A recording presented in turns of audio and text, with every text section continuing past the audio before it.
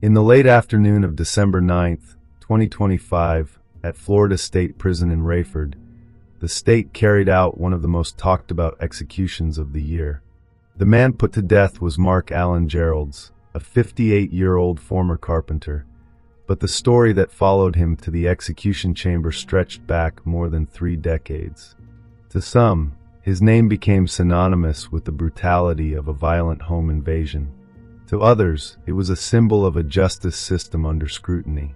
But beneath the headlines lies a crime with shocking details, a victim whose life was torn apart in her own home, and a case that challenged the legal and moral boundaries of capital punishment. This is the story of how a relatively ordinary man became part of a decades-long legal journey that ended with a lethal injection at 6:15 p.m. and a quiet observation from a family that never forgot what was taken from them. If you're here for in-depth explorations of true crime with real detail and reflection, this channel is built for you. Subscribe now and stay with me as we unpack not just what happened, but how and why it unfolded the way it did. Little is publicly recorded about Geralds' early childhood or formative years, but what emerges from court and prison records is a man whose life before the fatal crime included periods of instability and brushes with the law. By the late 1980s, Geralds was already familiar with the Florida Department of Corrections. Prior incarcerations had punctuated his adult life, suggesting patterns of behavior and choices that placed him repeatedly on the wrong side of law enforcement. Such a history doesn't tell us why a crime was committed, but it provides context for understanding how someone's life can edge closer and closer to violence when choices repeated over years echo in harmful patterns. In 1989, that pattern culminated in a crime so shocking that it would define not just Gerald's life, but irrevocably alter the lives of others. The victim was Tressa Lynn Pettibone, a 33-year-old mother of 2 from Panama City Beach, Florida. Her life was ordinary in its rhythms: school mornings, family dinners, errands, small routines that millions of Americans share. But on a February day in 1989, everything changed. Later that afternoon, her 8-year-old son came home from school and made a discovery that no child ever should: his mother's bloodied body lying on the kitchen floor. She had been beaten, bound with plastic ties, and stabbed repeatedly. According to reports, her wrists had been bound for at least 20 minutes before her death, indicating a prolonged and violent attack. This was not a random act of violence. Tressa was a mother, a familiar face in her community, someone whose absence would leave a void that echoes to this day. Investigators eventually established that Geralds had previous contact with the Pettibone family. As a carpenter, he had done remodeling work for them about a year before the murder. Crucially, this connection granted him knowledge of the household's routines.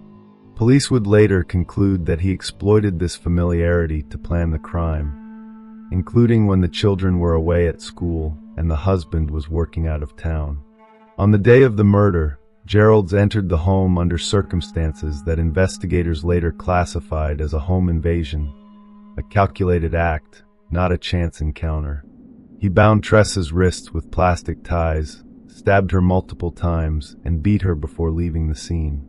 Evidence collected at the scene and in later investigation included blood traces on pawned items linked to Geralds and plastic tie fragments that matched those found in his vehicle.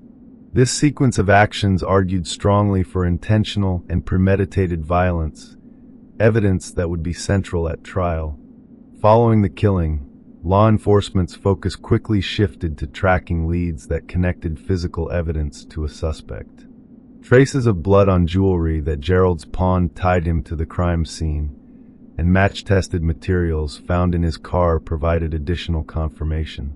This convergence of forensic clues, blood evidence, and distinctive binding materials helped construct a timeline of events that placed Geralds at the nexus of the violent attack.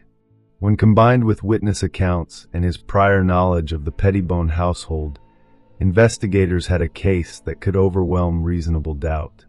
In 1990, Geralds was brought to trial on multiple charges stemming from the case. The charges included first-degree murder, armed robbery, burglary of a dwelling, and theft of an automobile, all tied to that fateful day in February 1989. Prosecutors presented evidence that painted a stark picture: a planned attack, exploitation of trust, and violent theft. A jury found Geralds guilty on all charges.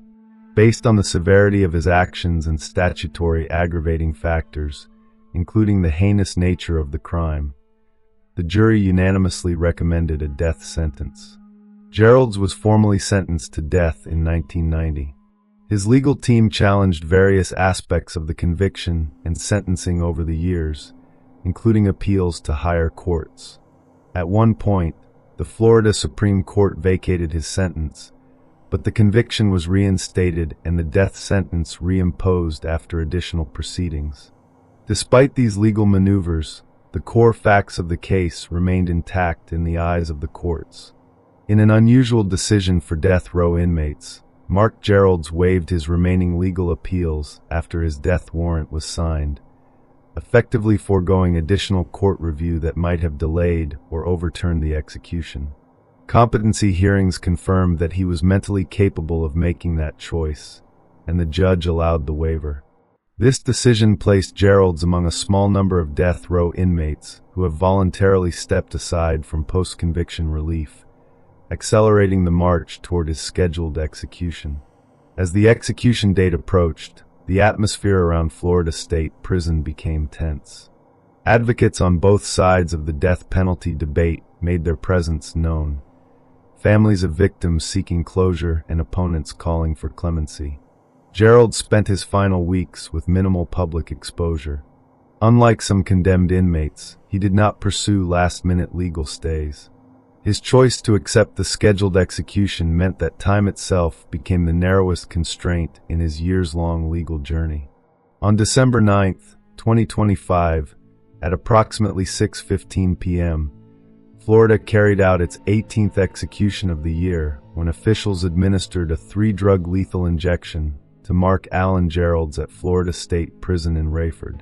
The drugs, designed to sedate, stop breathing, and halt the heart, brought an end to a case that began more than 36 years earlier with violence and left lasting scars on a family, a community, and the annals of Florida's capital punishment history. His death was confirmed by officials minutes after the injection began, closing one chapter of a story that had spanned decades. The Mark Geralds case is more than a sequence of court filings and legal milestones.